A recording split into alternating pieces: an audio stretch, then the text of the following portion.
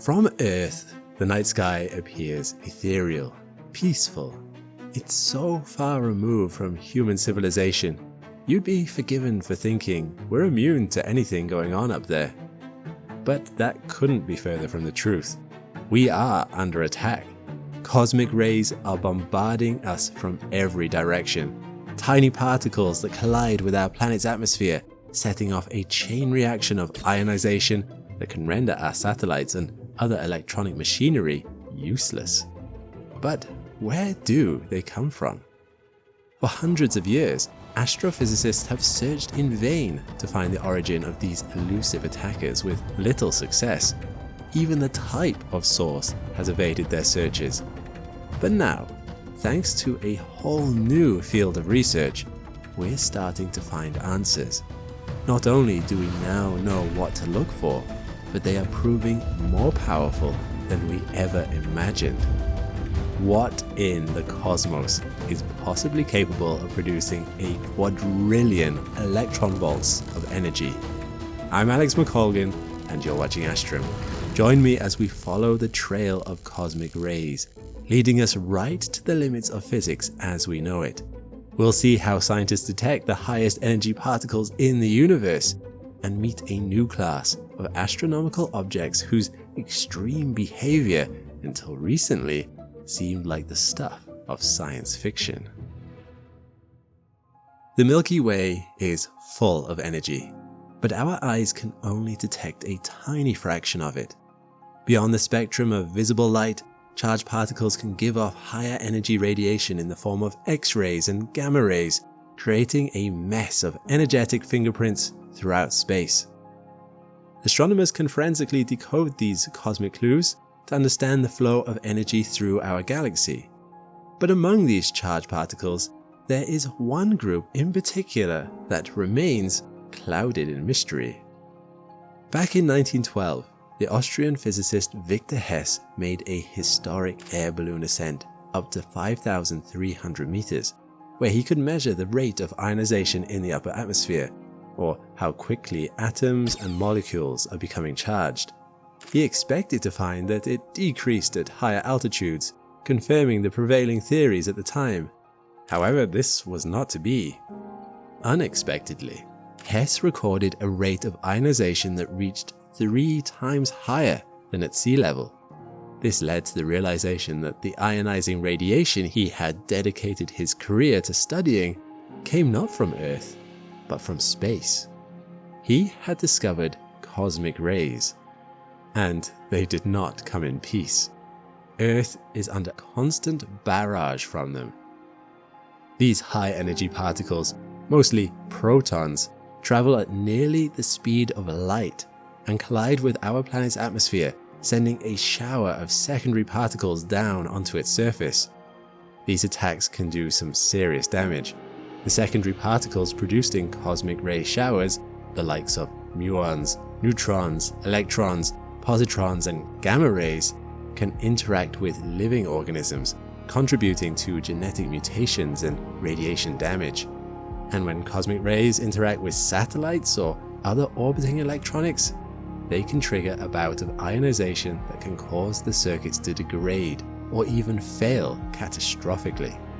And they are not only a nuisance to our best space equipment. Cosmic rays have meddled with our best scientists too. For more than 100 years, the question of where cosmic rays come from has been one of the major unsolved mysteries in high-energy astrophysics. Their physical properties make them almost impossible to track. Magnetic fields bend their path before we can locate their origin, and they break down into a shower of particles before we can learn their identity. These challenges are laid bare when scientists try to measure the cosmic ray spectrum. If you plot the number of incoming high-energy particles as a function of their energy, you notice a distinct steepening point known as the knee, beyond which the really high-energy cosmic rays above 4 peta-electron volts are much less common. At first, some scientists assumed that this knee must mark the boundary between cosmic rays coming from inside our Milky Way and those coming from beyond. Others simply didn't know. But just as scientists were about to accept defeat, one observatory stepped in to revolutionize the search for these sneaky interlopers. The Large High Altitude Air Shower Observatory is a ground-based observatory located nearly 4,500 meters above sea level in the mountains of Sichuan Province, China. It has one main objective: to find the highest energy particles in the universe. The chief scientist on this mission is Professor Zhen Cao, who gave Astrum an exclusive interview about LASSO's work. He said, "To make good measurements for the knee of the cosmic ray spectrum, you need two things. The detector must be big enough, and it must be able to identify the original particle from the air shower it creates. Cosmic rays become more rare the higher the energy. For the highest energy particles, less than 1 per square kilometer per century is expected to hit Earth. To combat this issue, you need detectors spanning a whole lot more than a square kilometer, which is why LASSO covers an area the size of 190 football fields. As for identifying the particles, I mentioned that the cosmic rays produce a shower of secondary particles when they collide with the atmosphere, and this is what scientists use. They must essentially piece the debris together to work out whether the original particle was a proton, a helium nucleus, or something heavier. This is a tricky process, as you need to make sure you catch all the fallout. But LASSO is one of the most well-equipped observatories to tackle the challenge. It has at least 3 types of interconnected detectors in an array to capture the shower and then identify the original cosmic ray particle. This unparalleled ability pretty quickly led to the team's first big discovery. Professor Cao said, "At the time, we only had around half of LASSO built. We put it into operation for around half a year and suddenly found that there were so many gamma rays. By 2021, LASSO had detected gamma ray photons with energies exceeding 1 peta-electron volt, or 1 quadrillion electron volts, and one at 1.4 quadrillion electron volts, making it the highest energy photon ever observed. For context, that's nearly 150 times more energy than the fastest protons accelerated by the Large Hadron Collider." Now, the laws of energy conservation tell us that peta-electron volt particles don't just appear out of nowhere. That colossal amount of energy has to be transferred to the particles from a source. Scientists had been theorizing about such a source for decades, but LASSO's finding proved its existence once and for all: the pevatron. Pevatrons are any source capable of accelerating particles to a peta-electron volt of energy, and their existence promised to revolutionize the hunt for cosmic rays. But how do we find them? Luckily, LASSO wasn't finished. Gamma rays are useful because they are neutral in terms of their charge, so they can travel in straight lines throughout the universe without being bent by magnetic fields. This added a new dimension to LASSO's work. It could trace back to where the gamma rays had come from.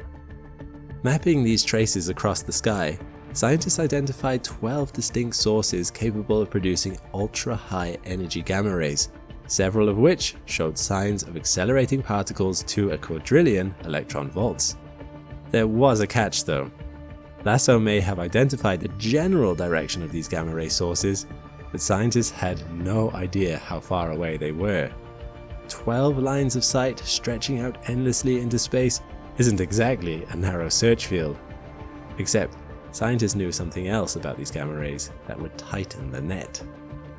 The universe has been full of photons since the Big Bang, and these photons are very cold with low energies. Gamma rays at ultra-high energies are very likely to collide with these background photons, and when they do, they vanish. This means that gamma rays simply can't travel vast distances through space. So, if LASSO was detecting them here on Earth, then they couldn't have traveled very far. In fact, there is no way that these 12 high-energy sources could be extragalactic. They must be inside our Milky Way. Not only did this tell scientists that the knee The bend in the graph we saw earlier had nothing to do with cosmic rays coming from outside the Milky Way, but it brought the search for them much closer to home. The race was on. Now, before LASSO's work, astrophysicists had developed theories about the production of cosmic rays and which type of source could be responsible.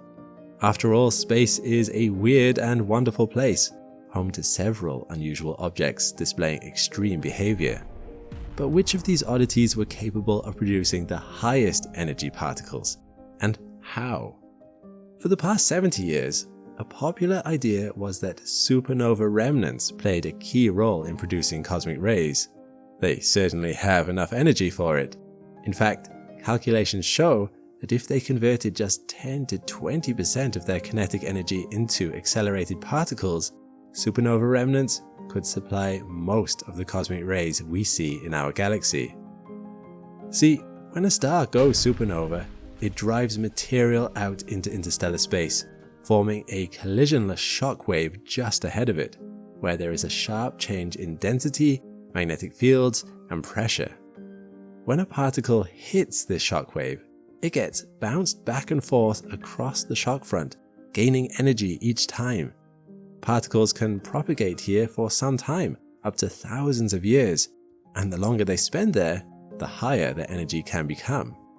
This process is known as diffusive shock acceleration, or the Fermi mechanism.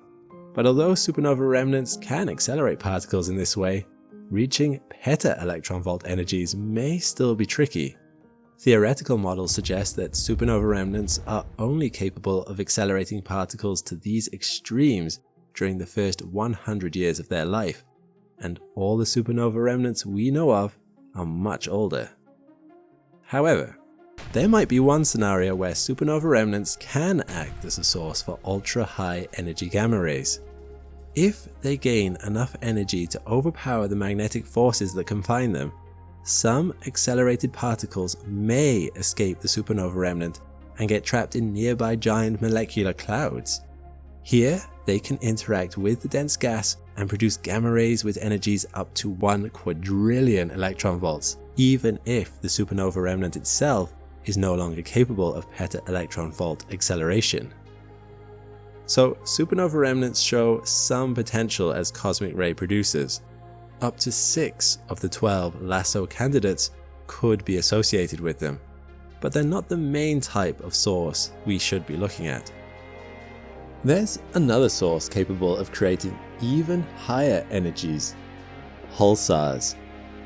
We've covered pulsars on the channel before, so feel free to check out some of the previous videos for more information. But as a quick recap, pulsars are highly magnetized, rotating neutron stars created in supernova explosions.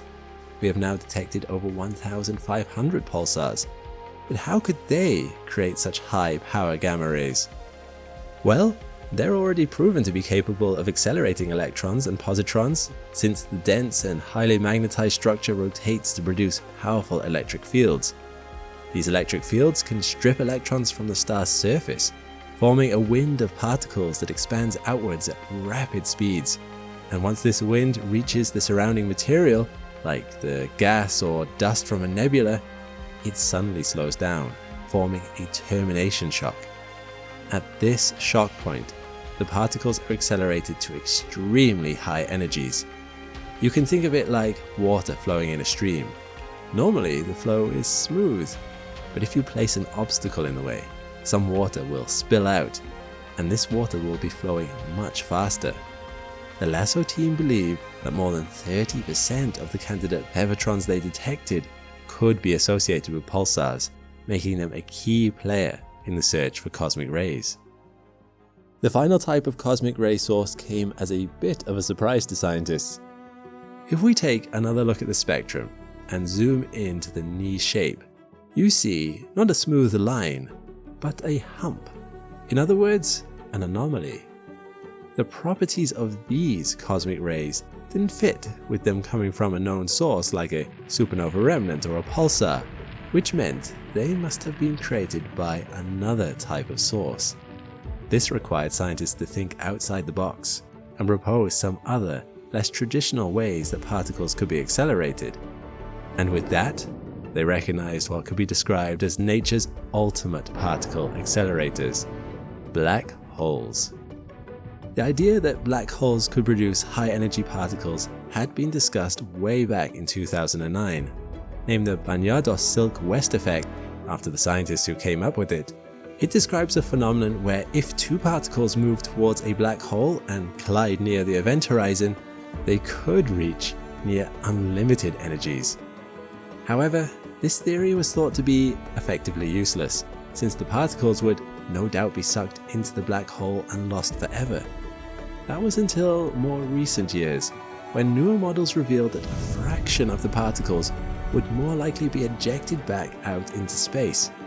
Free of the black hole, these particles could travel through space as none other than cosmic rays. Now, we've discussed some of the theory behind cosmic rays and where they come from, but it begs the question, what have we actually found? The main thing to understand about this search is that it's really hard. LASSO may have identified 12 candidate pevatrons in our galaxy, but finding the actual object responsible is a whole other task. That aside, the search is still ongoing, and a few sources have been found. So without further ado, let's take a look. One of the first objects pinned down may be familiar to you, the Crab Nebula. Known as Messier 1, it's a supernova remnant found around 6,500 light-years away in the constellation Taurus. Although stunning to look at, Messier 1 is not just a pretty face. It's capable of accelerating electrons to a quadrillion electron volts of energy. And as one of the best studied objects in the known universe, observing Messier 1 gives astronomers a good insight into how nature's particle accelerators work. In the gamma ray domain, Messier 1 shows some extreme variability. It produces intense flares which can last anywhere between a few hours to a few days, and with our new understanding of pevatrons, scientists realized that these flares were the photons resulting from some serious electron acceleration. Exactly how this happens has been debated. It could be DSA at the boundary between the particle wind and the medium surrounding the pulsar, energy released by magnetic field lines breaking and reconnecting, or a more complex mechanism within the particle wind itself. For context, electrons at high energies transfer part of their energy to background photons, boosting them to gamma rays that scientists can detect. However, accelerating electrons is really difficult because they lose energy very quickly. To produce gamma rays with energies of a quadrillion electron volts, the electrons themselves must have had several times that energy.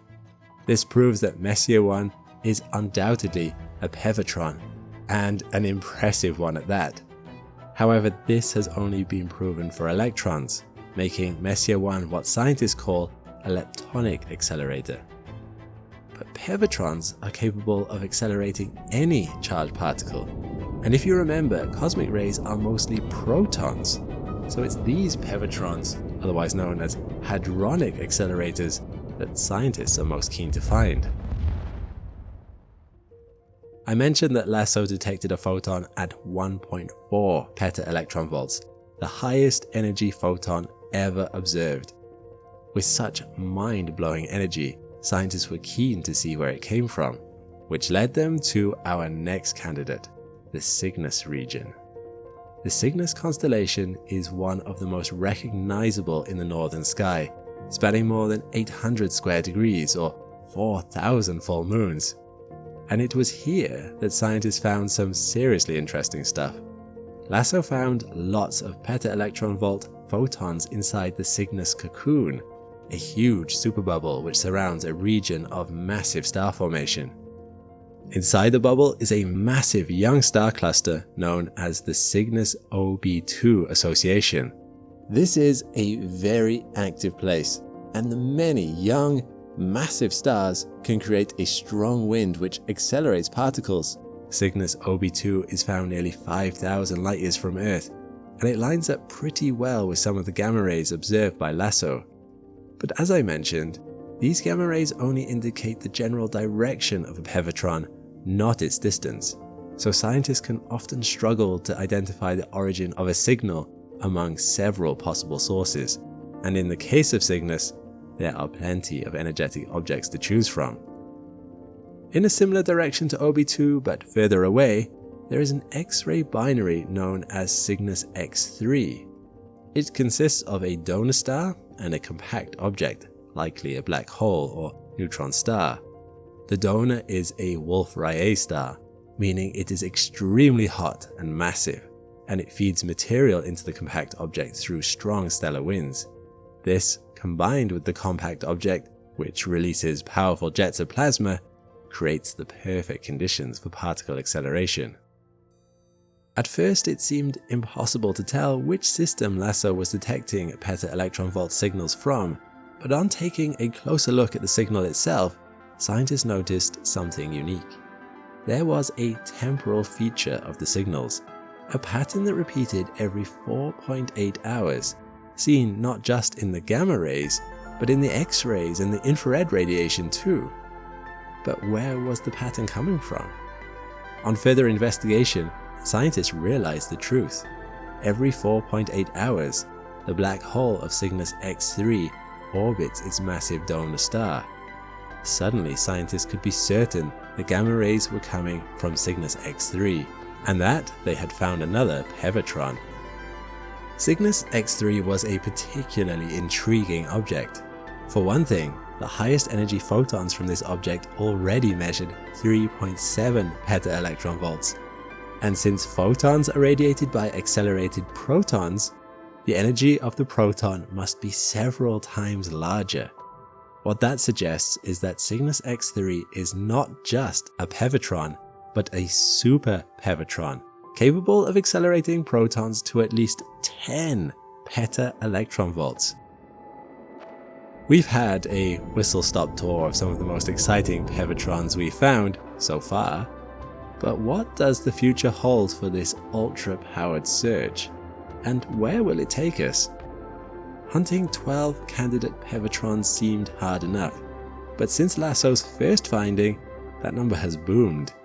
LASSO published the first global catalogue of galactic pevatrons in 2023, detailing 43 ultra-high energy gamma ray sources. But now, 2 years later, and with continued monitoring from observatories around the world, the number of sources has risen to more than 75. With so many candidate pevatrons hiding in our Milky Way, we need to seriously rethink our perception of the galaxy and what it's capable of. Many thought that the Milky Way was a relatively peaceful place, since it lacks the massive black holes typical of galaxies with violent, energetic pasts. However, LASSO's work has proven this to be an outdated assumption, and is changing the landscape of our non-thermal universe, starting with our own cosmic home. It's definitely an exciting time to be hunting cosmic rays. LASSO is collaborating with several other observatories detecting high-energy gamma rays around the world, including the US, Germany, Namibia, and Spain. This international network has fostered an open and collaborative approach to their experiments, sharing data and corroborating evidence. Their goal is to build up a comprehensive spectrum of photons across different energies, as well as measuring X-rays and gamma rays above Earth's atmosphere. I want to give a huge thanks to Professor Kao for his expertise on the world of high-energy astrophysics. As I'm sure you'll agree, studying pevatrons is a dynamic and rapidly developing field, and observatories like LASSO are on the front line. Their work so far has transformed our galaxy from a tranquil place to a violent, energetic mess, filled with particle accelerators more powerful than anything we can build here on Earth. We may still be under attack from cosmic rays, but now we're ready to chase them back to their hiding places. In October 2022, a brilliant flash pierced the cosmos, brighter and more intense than anything human civilization had ever seen. And that's not an exaggeration. The strength of the blast blinded our gamma ray detectors the world over and unleashed more energy in a matter of seconds than our Sun will emit over its entire 9 billion year lifespan. Over the 18 months that followed, it became the most widely studied gamma-ray burst in history, creatively dubbed the Boat, for the brightest of all time. As researchers began to decipher its cause, their findings unraveled one mystery after another.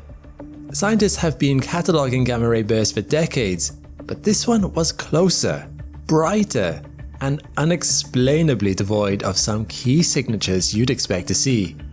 It also raises some far-reaching questions about our standard model, the possibility of a dark matter particle, and how heavy elements like gold are made. I'm Alex McColgan, and you're watching Astrum. Join me today as we dive into the mystery of the biggest and brightest gamma-ray burst of all time. What caused such a colossal explosion? How is it different from other gamma-ray bursts before it? And what can it teach us about our understanding of the universe and the particles that constitute it?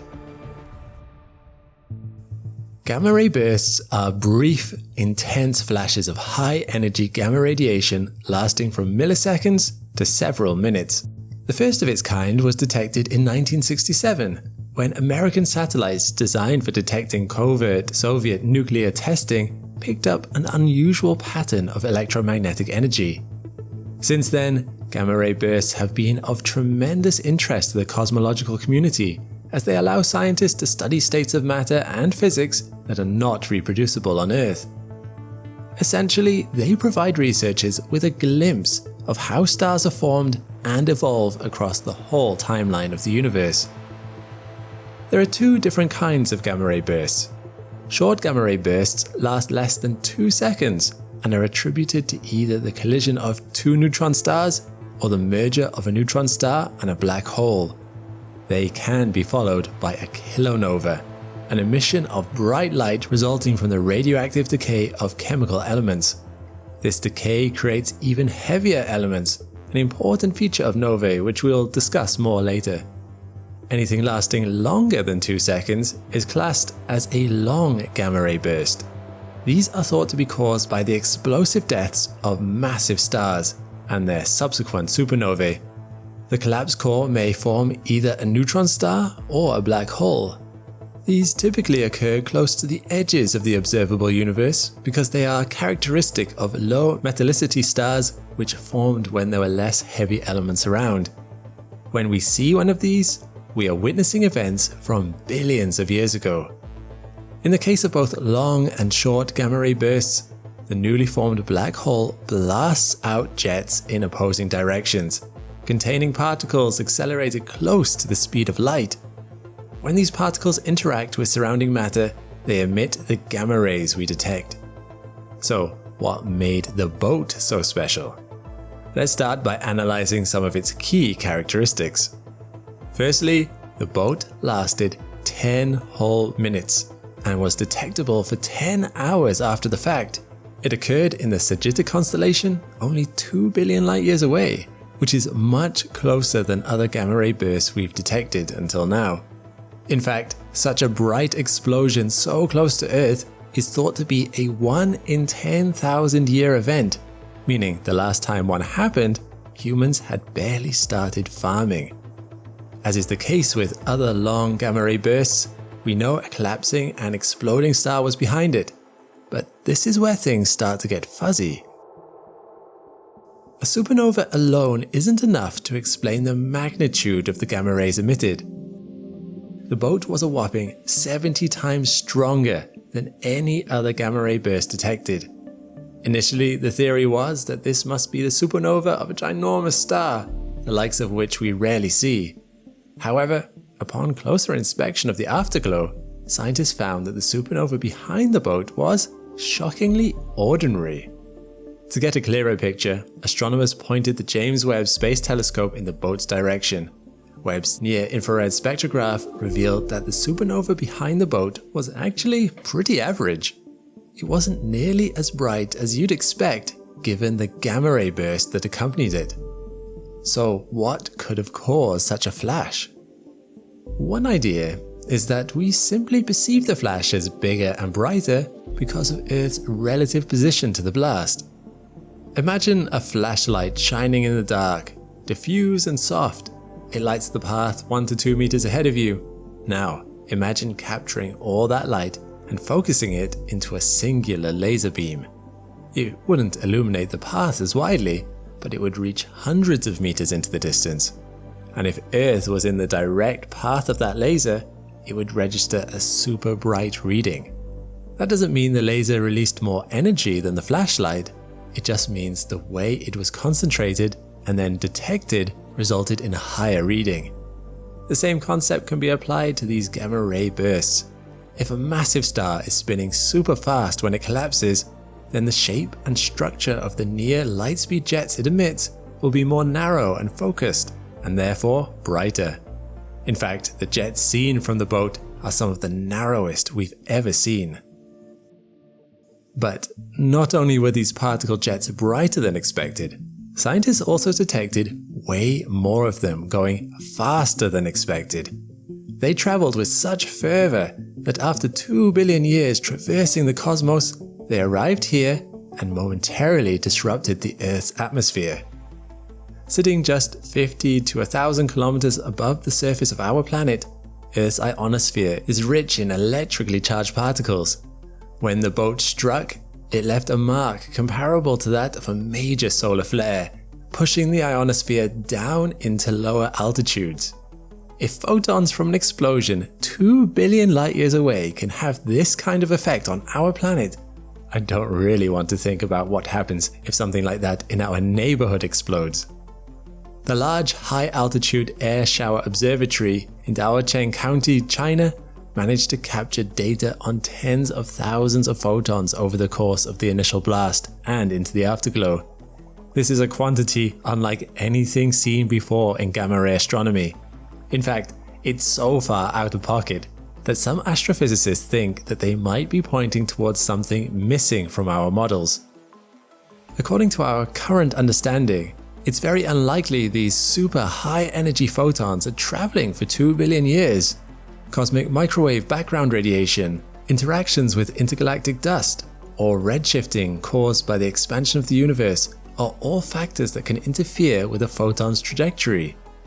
One hypothesis put forward is that photons convert themselves into a hypothetical particle called an axion, and then convert back into gamma rays upon reaching our galaxy's magnetic field. Axions are thought to be an ultralight particle responsible for dark matter. Their existence is currently purely hypothetical. We have no evidence for them, and even if we did, they would lie outside the standard model of particle physics. We don't have time to delve into detail in today's video, but let me know if you'd enjoy a separate video on this in the comments. Okay, so far we've established that BOAT was caused by a massive star collapsing and turning into a black hole, which incidentally is known as a collapsar. Aside from generating a long gamma ray burst, collapsars are also known for generating something else. Gold. Wait, how is gold connected to gamma rays? Good question. To understand that, let's take a minute to discuss how elements are made. The core of a star is a super high pressure environment, some 200 billion times higher than the atmospheric pressure on Earth. In these conditions, nuclear fusion reactions create heavier elements out of lighter ones. For example, one helium atom comes from fusing 4 hydrogen atoms together. Elements 2 through 26 on the periodic table, that's helium to iron, are made this way, a process known as stellar nucleosynthesis. However, once you get to iron, it isn't energetically favorable to continue making bigger and bigger elements this way. So how do we account for the rest of the periodic table? Where do these heavier elements like gold come from? At the moment, we know 2 different ways these elements are formed. The first was recently confirmed by the James Webb Space Telescope. When 2 ultra-dense neutron stars collide, they emit an immense amount of neutron particles. Surrounding material captures these neutrons, making their atoms temporarily unstable. In order to stabilize, the neutrons undergo radioactive decay into protons, creating new, heavier elements. This process is known as rapid neutron capture, or R-process nucleosynthesis. Some calculations suggest one neutron star collision can produce up to 3 Earth masses worth of heavy elements. However, this explanation alone isn't sufficient to account for all the heavy elements in the universe. Neutron star collisions are rare and take a long time to happen, in the order of billions of years. On top of that, observations of very old stars show that heavy elements were already present in parts of the universe well before most binary neutron stars would have had a chance to collide. So how do you explain that? There must be another source of heavy elements in the cosmos. Which brings us back to our boat. There's another theory that collapsars like the boat could be another source of R-process nucleosynthesis. In their dying stages, massive stars like the one that caused the boat are surrounded by layers of exploding gas. These explosions leave disks of matter swirling around the resulting infant black hole. As the black hole begins devouring the surrounding material, it can only ingest so much at a time. What it cannot manage is swept away in a neutron-dense wind. Here, the same R-process nucleosynthesis occurs, forming heavier elements like gold, silver, and platinum. This seems promising, but unfortunately, even factoring in these kinds of supernovae isn't enough to account for the abundance of gold in the universe. To make matters worse, analysis of the boat spectrum didn't show any traces of heavy elements, raising questions about the validity of this collapsar gold-making theory. Some scientists suggest the boat's host galaxy might have something to do with the lack of heavy elements in the explosion. Upon modeling the host galaxy spectrum, researchers discovered it has the lowest metallicity of all previous host galaxies where gamma-ray bursts were detected. In other words, maybe the environment didn't have the right building blocks to make heavier elements. How do we know how much gold should be out there in the first place? How do scientists predict something like the relative abundance of elements in the universe? There are two main methods of calculating this: the spectroscopy of stellar photospheres and meteorite analysis. By analyzing the absorption lines in the spectra of stars, astronomers can determine the relative abundances of elements in the photosphere of those stars. The composition of meteorites, remnants of an early solar system, are analyzed in parallel to determine the relative abundances of elements. Meteorites are especially useful for measuring the abundances of volatile elements like hydrogen, helium, and noble gases that are unrepresented in stellar photospheres. The results of both of these methods are usually congruent, indicating we're probably doing something right. But this is physics, so of course nothing is so cut and dry. One famous exception to this rule is lithium. According to the standard Big Bang nucleosynthesis theory, the early universe should have produced about 3 times more lithium-7 than is currently observed. The plot thickens when we consider its isotope, lithium-6, where we observe 1,000 times more than our predictions can account for. This discrepancy is known as the lithium problem and remains unsolved, presenting a significant challenge to the standard cosmological model. It highlights the importance of understanding the processes that shape the relative abundances of elements in the universe, and suggests that our current understanding of nucleosynthesis might be incomplete.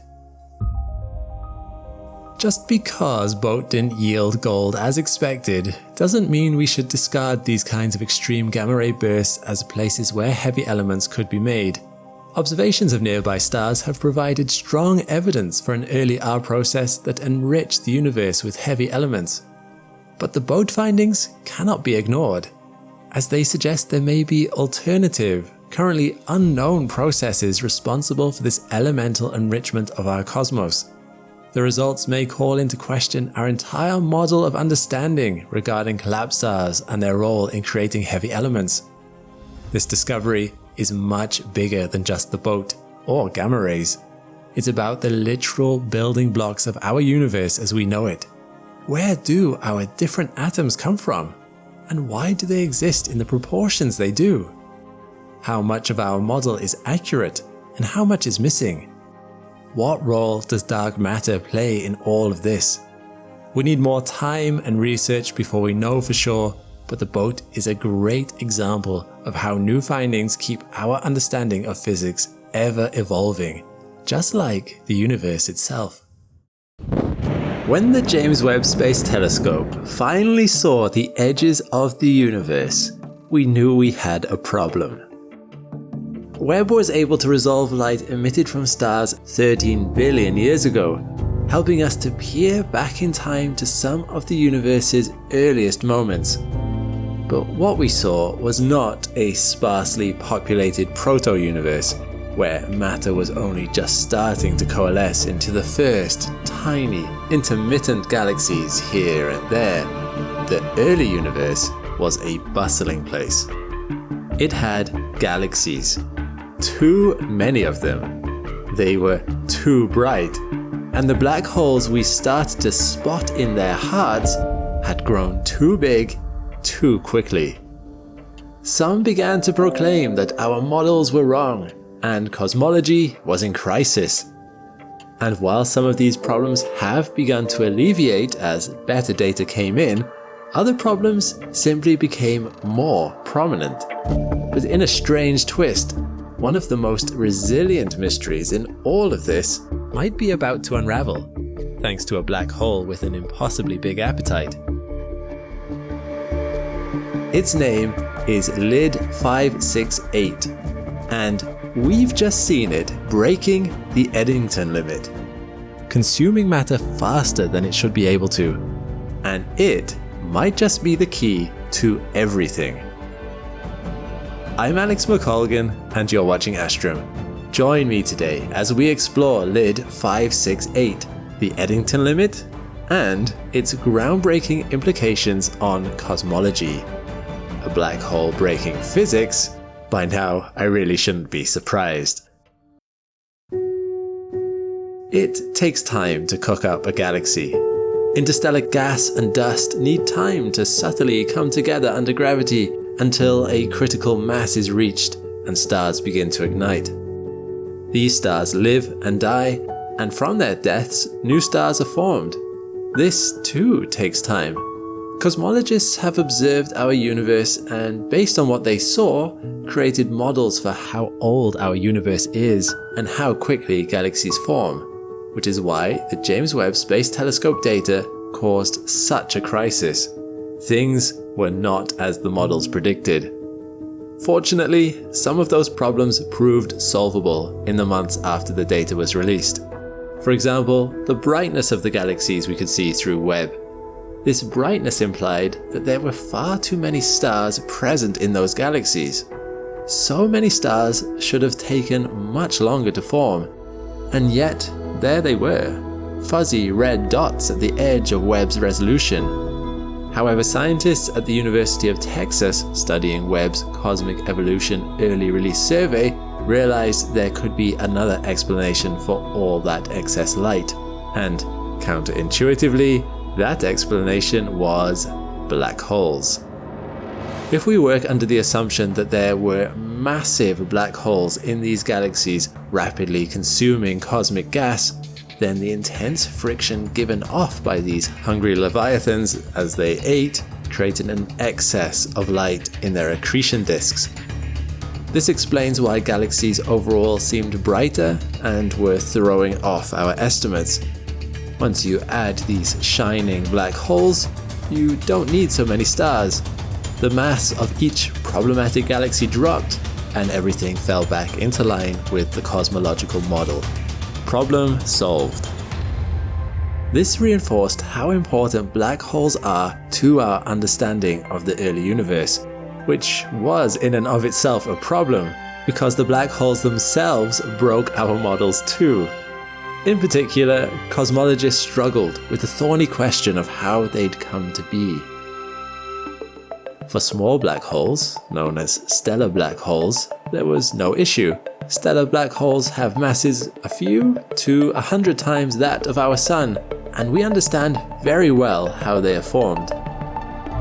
They are the collapsed remnants of a sufficiently massive star, and there would have been time for such black holes to form in the early universe. But scientists were struggling with the supermassive black holes, with masses tens of thousands to billions of times that of our Sun, which tend to lurk at the central point of galaxies. And due to something called the Eddington limit, there just shouldn't have been time for these kinds of black holes to have formed where and when Webb saw them. And yet, there they were, and they were numerous. Stellar black holes can grow as time goes on, provided you funnel more mass into them. But how quickly? In 1920, an English astronomer and physicist called Arthur Eddington formulated the idea that there was a limit to how quickly either a star or a black hole could grow. This was because photons carry momentum, a tiny amount, true, but enough to exert a push. This is what pushes solar sails on certain hypothetical spaceship designs, that tiny amount of momentum imparted by photons. For mass to enter into a star, it has to push against a constant stream of photons that are radiating outward. And at a certain level of brightness, not even gravity is strong enough to pull against the flow. This is called the Eddington limit. And stars that brush against its boundaries, such as Wolf-Rayet stars, bright stars at least 20 times more massive than the Sun, emanating powerful stellar winds, are just the slightest nudge away from blowing themselves apart. For black holes, you might think this would be less of a problem. Isn't the whole point of black holes that they don't radiate any light? But their accretion disks are a different story.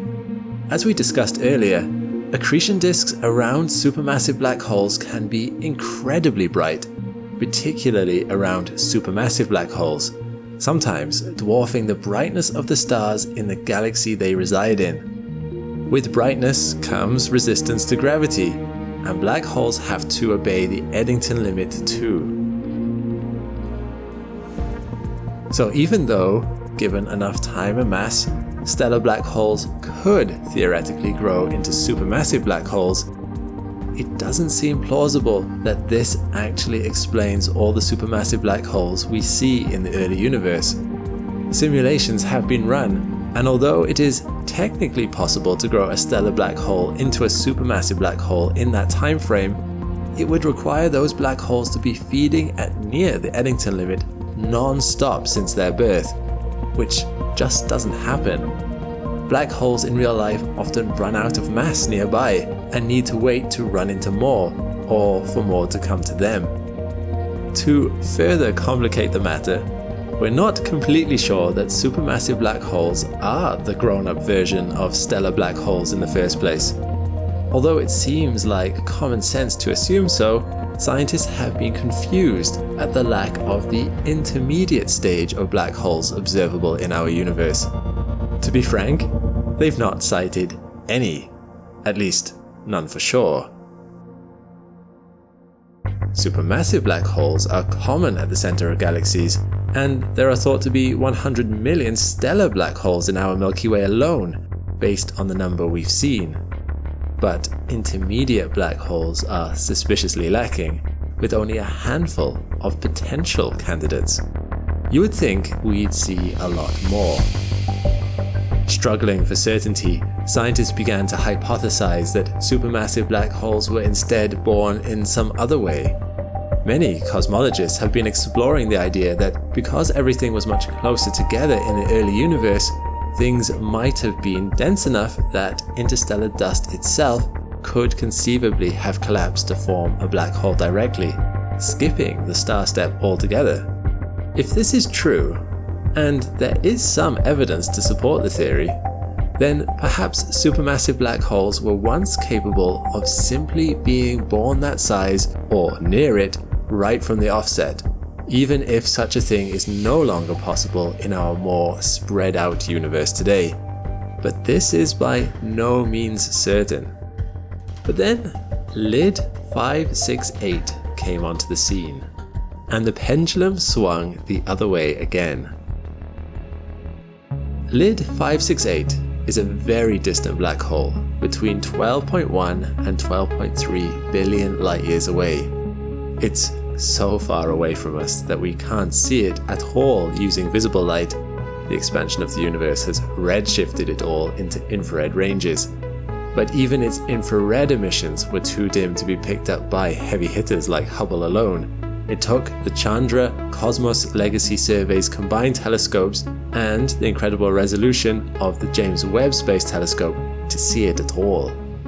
Even then, LID 568's whole galaxy is little more than a faint, red and compact dot. But the light emissions from this red dot are revealing.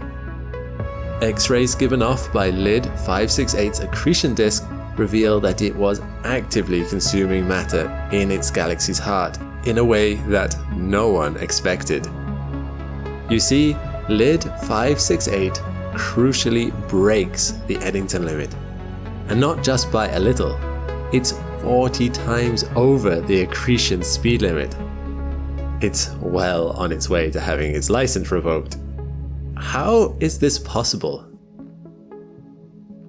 It turns out that breaking the Eddington limit is, in fact, possible, but only for short bursts or in sneaky ways.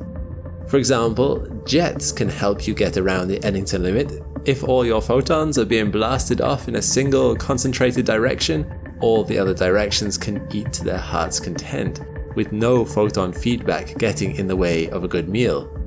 There are other possibilities. While Eddington's limit says that once the brightness of the accretion disk becomes too high, all the black hole's food will be blown away, there is a period of time before this happens where a greedy black hole can snatch at the escaping matter and potentially enter super Eddington territory. Like an overeager diner, it might pay for it later, but for a short burst, that level of accretion can occur. If this is true, it might just explain how supermassive black holes in the early universe came to exist. And certainly, LID 568 exists, and is the clearest example to date of a black hole accreting this quickly. That demands our consideration, much like the impossible supermassive black holes themselves. They are there. It's now our job to attempt to understand how that's possible. So, mysteries remain. If LID 568 is accreting matter past the Eddington limit, it proves such a thing is possible. But what of the other strange things Webb saw? Where are the intermediate black holes that stellar black holes ought to grow into, on their way to becoming supermassive?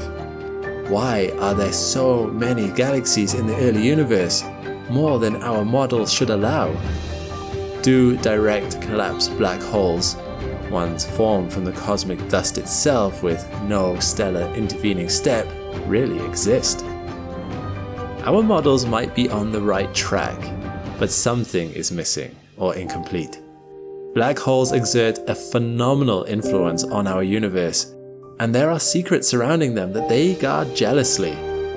But as powerful as the James Webb Space Telescope is, it has not allowed us to crack this mystery. Not yet. But then, perhaps we ought to be pacing ourselves. Thanks to our telescopes, we have seen billions of trillions of stars, and that's a lot of data. Accrete too much information all at once, and it might prove difficult to absorb it all. So says Eddington, and his rule is never to be broken, except, of course, when it is. We often think of black holes as destroyers. They suck everything within their reach into them and give nothing back. They are the end, the final destruction of the universe. And yet, what if I said to you that they might actually prove to be our salvation? Black holes might provide the answer to traveling faster than the speed of light and solving the energy crisis in ways we couldn't have even imagined until recently. And as by now I have come to expect, they do so by messing with the fabric of reality itself, and by completely countering my expectations of physics. Perhaps we have been thinking about black holes all wrong. I'm Alex McColgan, and you're watching Astrum, Join me again for the 5th video in my series about black holes, where once again my mind has been blown by the incredible potential and implications of these very real objects in our universe. I've talked before about the formation of black holes in this series, including aspects about their event horizons, how they are created, and how they might possibly end. But to understand how a black hole ignores the usual limitations on faster than light travel and does so in a way that you can benefit from it without having to go inside a black hole's event horizon, and how it produces near limitless energy at the same time, then we are going to have to understand more about the features of black holes than we've covered so far. So a quick recap: what is a black hole? In its simplest form, a black hole is an object in space that is so massive and so dense that the gravity it creates is too powerful for anything to escape it. We are familiar with the iconic black spherical zone that surrounds a black hole. This is the black hole's event horizon. This sphere is the demarcation point between escapable gravity and inescapable gravity.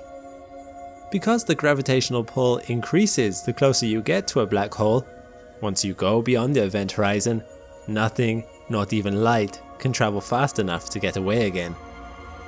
Beyond that though, it's actually quite difficult to say much about a black hole's features at all. Precisely because of the event horizon, we cannot see what the inside of a black hole looks like. In fact, there are only 3 things we can say about black holes with any degree of certainty. They have mass, they have charge, and they have angular momentum. You might wonder how we know these things about black holes, given that no light can leave them to tell us about them. The key to these 3 characteristics is that all 3 of them represent aspects of the black hole that can be felt outside the black hole's event horizon. Charge, for instance, works the same way around a black hole as it does around any other charged object. That is to say, if a black hole is charged, then it will attract objects that have different charge to it and repel objects that share its charge. Think of it like a giant magnet, pushing and pulling on the universe around it. Scientists can track objects that approach a black hole, and by seeing how quickly certain objects known to have a charge move towards it, scientists can predict the charge of the black hole itself. Interplaying with this is mass. The mass of a black hole can also be felt outside the sphere of the event horizon. In fact, it is the main creator of the event horizon in the first place. This is because mass creates gravity and does so in a linear fashion in accordance with the same principles you might find in Gauss's law, a theorem about electromagnetism, albeit with a gravitational analog.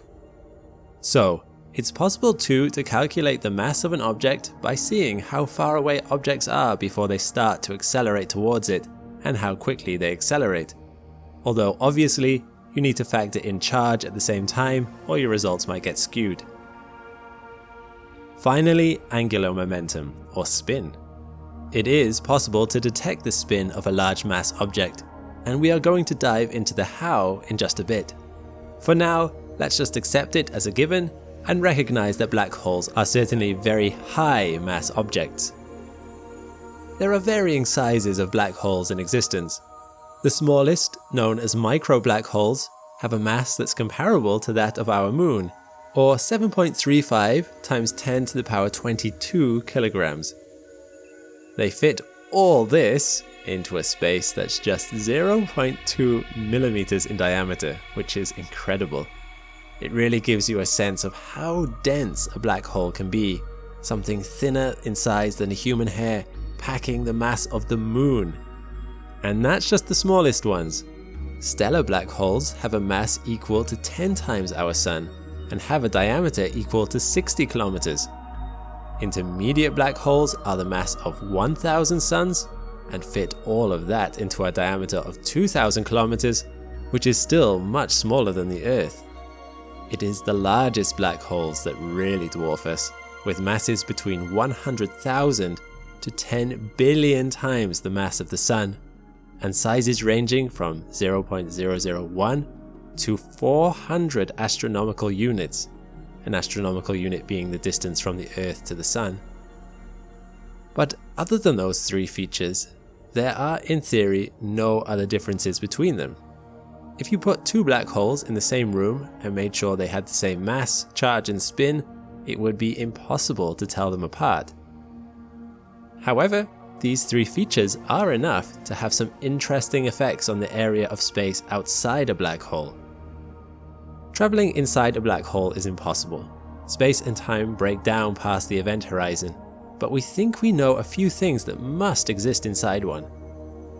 Beating in the heart of a black hole, there is thought to lie the singularity. In truth, this actually is the black hole.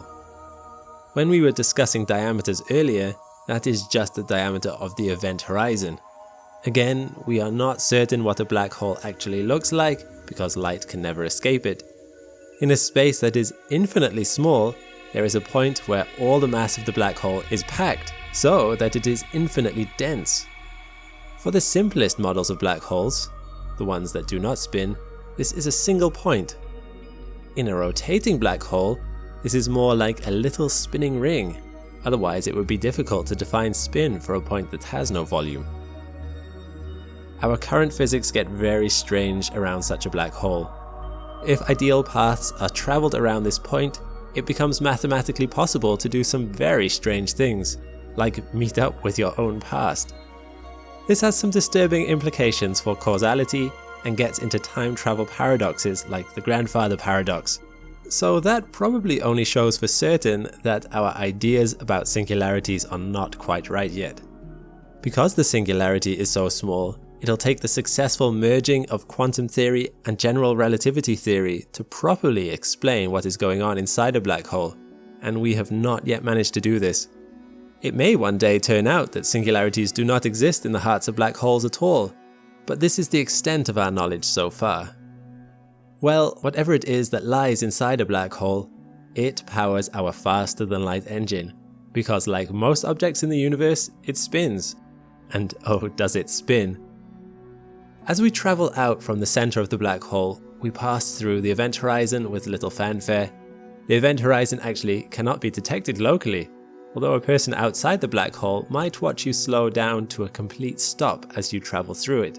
From your perspective, it actually might seem like time is flowing normally. Normally, that is, until the universe outside the black hole runs its course in an instant, because time outside the black hole is traveling so fast compared to you. This is the essence of relativity, and we talk about it in another of my videos, which you can look at here. In fact, the only evidence you might have that you've passed the event horizon at all is because of something that exists just outside it, the photon sphere. In a zone just outside the event horizon, there exists a point in space where if a photon enters it at just the right angle, it will enter a perfect orbit around the black hole in much the same way the moon perfectly orbits the Earth. This infinitesimally thin zone is known as the photon sphere, and given the number of photons that have flown past black holes in all the millions of years they have existed, it is probably filled with photons. It is quite possible that you would be instantly fried as you pass through this point. However, it is just outside here that we find the zone that interests us, the ergosphere. This is the zone around a black hole where we can most easily detect its spin, and this is because, in this zone, it is impossible for us not to move. You see, mass affects space. We see this in the curving effect of gravity on the travel of objects through that region of space. However, it might be more accurate to say that mass drags on the space around it. As it moves through space, it brings a little bit of that space along with it for the ride. And when an object as massive as a black hole spins, there is an effect known as frame dragging. To put it simply, reality around the black hole begins to spin in a whirlpool that cannot be fought against. Much like a real whirlpool, anything caught within the ergosphere is spun around the black hole, because the frame of reference it sits in is being pulled. Sort of like how a person moves because they are standing on a moving walkway. The greater the spin of the massive object, the faster this happens. And in the ergosphere, this can occur at a speed so fast that by the event horizon, space is moving faster than the speed of light. you would need to travel faster than the speed of light in the opposite direction just to stay at a relative standstill from the point of view of the outside observer, which of course you cannot do. But isn't this against the laws of physics? Doesn't Einstein say that nothing can travel faster than the speed of light? The answer to that is yes, but black holes have found an interesting loophole. You see, this rule only applies locally. Right where you are, in your frame of reference, nothing can go faster than the speed of light. But thanks to relativity, it is possible for frames of reference to move away from each other so fast that objects in them appear to be breaking this light barrier from your point of view. But if you move next to them and entered their frame of reference, they would seem to slow down and would start obeying the laws of physics again. It's a really weird effect, but frame dragging is an actual thing. It is by measuring frame dragging that scientists can learn the spin of a black hole. However, according to a man called Roger Penrose, there may even be a way of exploiting it. If you were to send a rocket into this section of the ergosphere, the rocket would speed up due to being caught in the whirlpool of reality. Once it had gained enough speed, it could then fire a propellant in such a direction that it pushed itself out of the whirlpool again, but now traveling at a much faster speed. This method, named the Penrose process, could hypothetically net you energy equal to about 20% of the mass of your rocket. Now, that might not sound like much, but remember, according to Einstein's E equals mc squared, your 20% mass would produce energy equal to itself times by 299,792,458 squared. That's a lot of energy. So to harness this colossal kinetic energy, all you would need to do is travel to the nearest black hole, which is roughly 3,000 light years from us, and enter its ergosphere with a rocket capable of surviving the intense gravitational forces there. Ideally, you would need to find one that was not surrounded by an accretion disk, because those get up to temperatures of millions of degrees, as they are swung around at near light speeds and melt from solids down to gas and plasma. But you get the idea. Easy.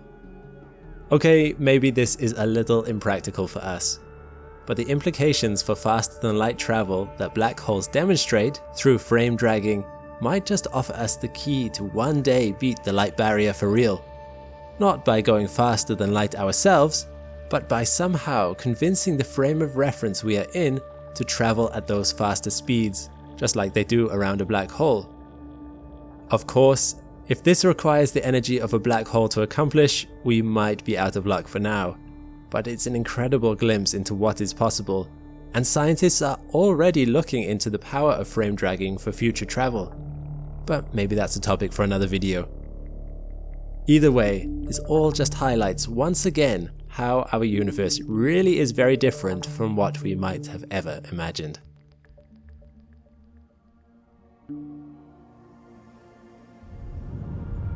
A massive thank you to our astronauts on Patreon. This video had no sponsors, but it was still made possible thanks to the hundreds of members we have there. Link is in the description to join our growing community. Patreon is where Astrum truly takes shape, a place for people who love space, who want to see these videos keep improving and reaching more curious minds. Every new member keeps the channel focused on what really matters, making the complexity of space available to everyone. If you enjoy what we do, come join the Astrum community today.